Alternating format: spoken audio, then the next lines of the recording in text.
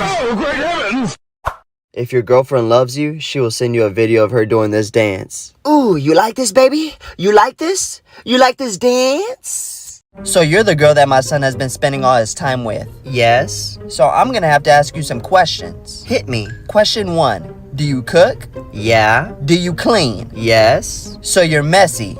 No. So why do you have to clean? When I'm messy, I clean. So why are you messy all the time? I'm not. So you're lying to me now? No, but hypothetically speaking, I don't speak hypothetically. I speak English. I care about your son. How do you know that? I just know. So hypothetically speaking, I thought you didn't speak hypothetical. Well, now I do. So you lied.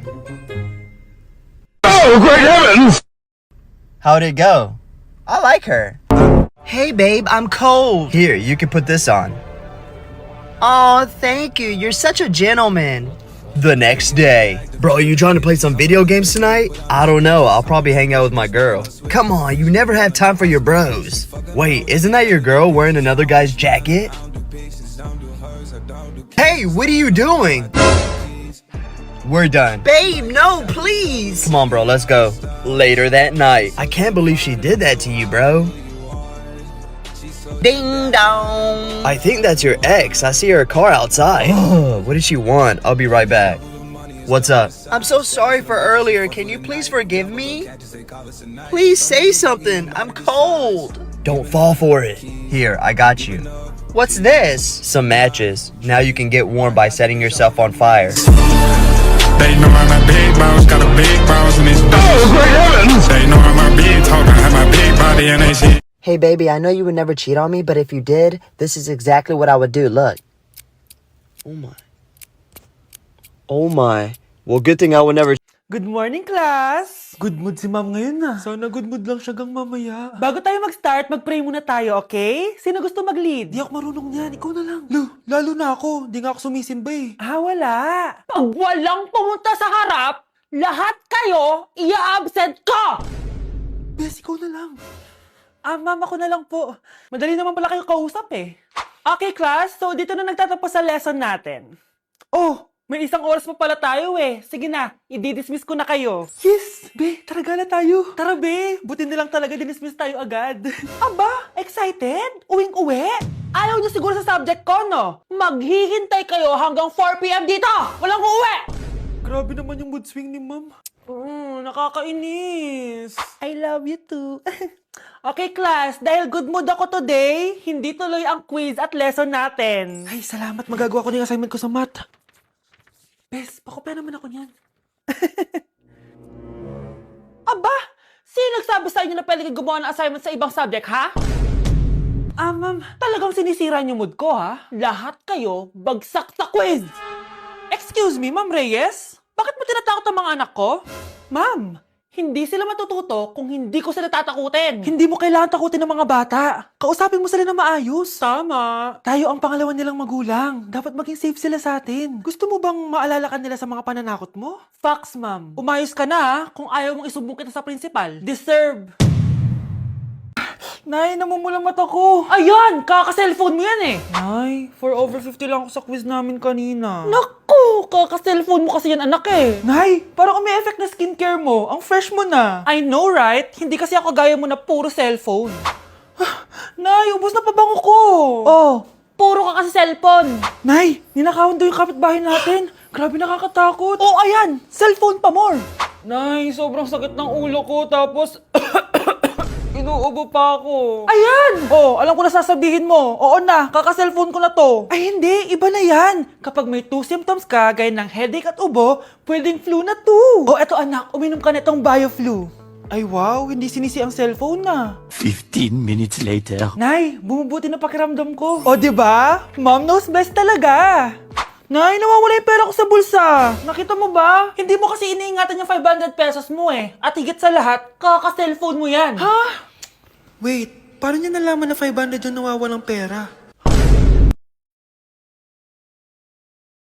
Manonood ako ng horror. Comedy na lang, puro ka horror, nagmumukha ka ng multo. Eh di wag ka manood, basta horror ang papanoorin ko. Comedy nga, para masaya. Aba! Pati yan pag-aawayan nyo?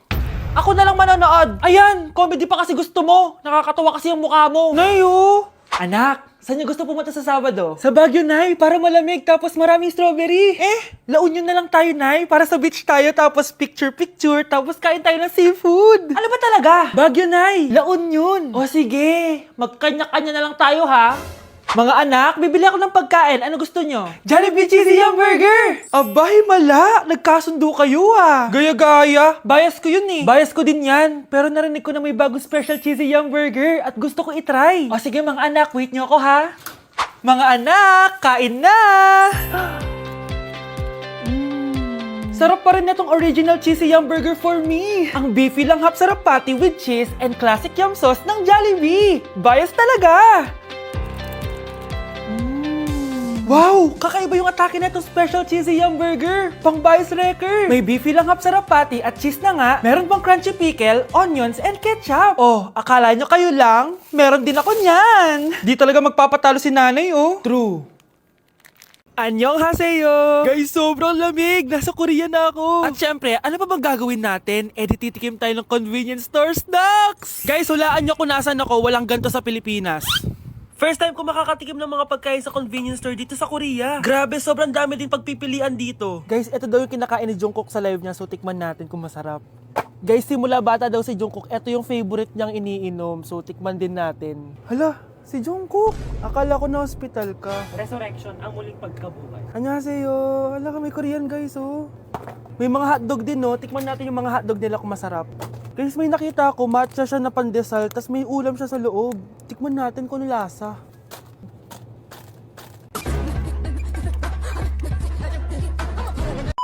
Charan! Tikman na natin sila, guys. Unahin na natin to favorite snack ni Jungkook. Kancha daw yung pangalan nito, guys. Tikman na natin. Sarap! Honey Bunch! And syempre, di natin pwedeng tikman nang wala si Jungkook. Jungkook imnida. Gets ko na kung bakit favorite ni Jungkook. Ang sarap na, guys! May kinuha si Honey Bunch kanina pero parang ang sarap, oh. So, tikman din natin. Ito yung tsura niya. Parang sarap. Manghang. Masarap siya. 7.5 out of 10. May mas masarap pa sa iba. So, inom muna tayo. Tikman natin to favorite drink ni Jungkook.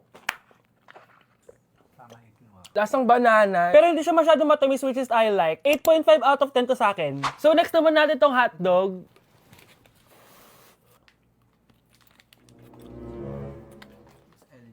Ano yung lasa? Hindi ko siya gusto, guys. Weird na lasa niya. 3 out of 10 lang to sa akin. Hindi ko siya masyadong gusto. Next natin tong dried pusit. So, ganito yung itsura niya, guys. Matigas siya. Ang tigas. Baka niluluto pa to. Eh, grabe. Alam mo yung mga ginangat-ngat ng aso? 1 out of 10, hindi ko siya nakain, tapos wala rin siya lasa. Next natin to matcha na siopaw na may ulam sa loob. Unang kagat, guys. Akala ko sobrang dami laman, di siya katulad ng picture, oh. Pero masarap siya. Alam ko yung kalasa niya, yung bola-bola, ganun. I'll give it 8 out of 10, kasi masarap naman siya. Second to the last natin, itong curry crispy roll. Curry? May curry nga talaga siya. Ganito yung tsura niya, guys. Uy, ang sarap! Magugustuhan mo siya. Oo nga. Guys, masarap siya. 9.5 out of 10 ka sa akin. Okay guys, last natin. Magkukorea ba tayo na hindi nakakatikim ng buldak? Guys, natatakot ako kasi maanghang talaga to. Hindi siya maanghang, guys.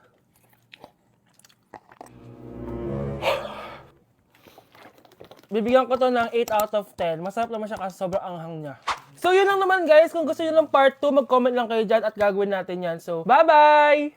Kuya, sundan mo yan. Sige po, ma'am. Sinasabi ko na nga ba eh, may tinatago ka sa akin. Ayan, kuya. Huminto ka dito. Magloloko ka na nga lang sa matanda pa. Hoy, bayad mo! Humanda ka talaga sa akin.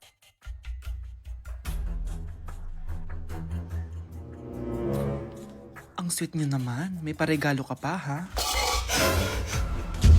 Ano yun? Scarlett? Anong ginagawa mo dito? Manloloko ka! Pinagpalit mo ko dito sa matandang pangit na to? May paregalo ka pa, ha? Sa akin nga wala kang binibigyan na regalo eh! Scarlett, magpapaliwanag ako. Manahimik ka! At ikaw naman, matandang pangit, sa yung sa'yo na tong boyfriend ko. Magsama kayong dalawa. Aba, walang respeto tong girlfriend mo ah. Ano pinagsasabi mo, Scarlett? Eh, nanay ko to. Excuse mo lang yan. Mukha nga nagtatago ka kanina eh. Nagtatago ako kasi isusurprise namin yung tatay ko. Ganito babae ba yung gusto mo, anak? Yung walang modo? Nay, pagpasensyahan niyo na siya. Tita, sorry po. Anong sorry? Matandang pangit ako, di ba? Lumayas ka dito, babae ka. Sorry na, tita. Ayaw mo lumayas ha? Brownie! Good boy! Tumakbo ka na! Guys, naiiyak ako ngayon. Sobrang lala na nangyari sa akin. Imagine, 8 AM yung flight namin mamaya ni Honey Bunch. Nandito pa kami sa Korea. Tapos, ang nangyari, oh my gosh, grabe. Sobrang nakaka-stress. Bumili kasi kami dito sa cosmetic shop na tier. Tapos, edi may mga tax refund siya. Edi binigay ko yung mga passport namin, ganyan. Yung kay Honey Bunch na balik. Tapos ako, ang tanga ko kasi na-distract ako kay ate kasi marunong siya mag-Pilipino. Siyempre na-entertain ako ganyan. So anong nangyari, inaya na ako umalis ni Honey Bunch. Hindi ko man lang napansin na hindi ko nakuha yung passport. Sobrang tanga. Kumain pa kami, naglibot-libot pa kami. Like hindi ko man napansin. Pauwi na kami papuntang hotel. 600 pesos yung booking. 10 minutes lang kami nakasakay, tapos chinek ko yung bag ko. Sabi ko, bakit walang passport dito? Wala yung passport ko.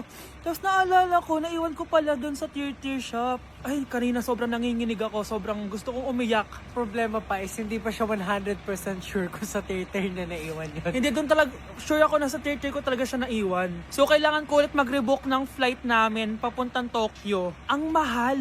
Grabe, kasi bukas na agad. Ang worst case scenario pa dito, baka na-misplace nila or nabigay nila sa ibang customer. Shit. Pumunta kami sa police station dito, tinawagan nila yung mga staff kaso hindi na daw kaya. May tumutulong sa amin kanina kaso hindi na talaga siya pwedeng buksan. Ngayon pa talaga ako sinusubukan ng panahon kung kailan last day na namin. Like ngayon pa talaga siya nangyari. Kasi pag hindi ko nakuha yung passport, wala. Uuwi na talaga kami ng Pinas. Kailangan ko kumuha ng emergency passport. Kasi imagine, bayad ko na lahat ng hotel namin sa Japan. Kung di kami matutuloy dun, parang nagsayang lang ako ng pera. Guys, update ko kayo mamaya kung makukuha ko yung passport ko or kung matutuloy pa yung Japan trip namin. Update sa nawala kong passport. 9 o'clock na ng umaga at literal na wala akong tulog sa kaka-overthink ko. So pupuntahan ko na yung store kung saan ko naiwan yung passport ko. Lord, sana nandun pa. Nag-search ako tapos 10 AM daw sila nagbubukas. So pupunta na tayo doon bago sila magbukas. So naglalakad lang ako papunta sa subway. Nandito na ako sa subway guys and kinakabahan na ako. Hindi ko talaga alam gagawin ko pag wala talaga dun. No, hindi pwede. Makakapag-Japan kami. Kasi sayang yung mga binayad ko, be. Guys, nakasakay na ako. Guys, nandito na tayo. Kinakabahan ako. Tapos naiihi pa ako. Guys, wish me luck, Lord. Please, sana nandun. Nandito na tayo sa Myeongdong, guys. Tapos dun yung papunta dun sa store. Ako lang pala mag-isa ngayon, guys. Hindi ko kasama si Honey Bunch. Solo traveler. Pinapaayos ko kasi siya ng mga gamit. Pag uwi ko dun sa hotel, diretso na kami airport. Ganun. Grabe sa isang katangahan. Sobrang mahal. Mahal maging tanga dito, guys. Wait lang, may napapansin ako. Parang ang fresh ko dito sa Korea. Yun ang glass skin, no? Ito yung store, yung tier. Diyan ko nawala yung passport ko. Lo, tinitignan ako na ito, oh. Guys, may mga staff na. Try ko magtanong if may nakita silang passport. Sana pansinin ako. Hello? Deadma challenge sila, guys. I left my passport yesterday here. Yes. Can you please check? Guys, sana nandito? Tinakabahan na ako. Lord, please. Magkakabait na ako, please. Hala, guys.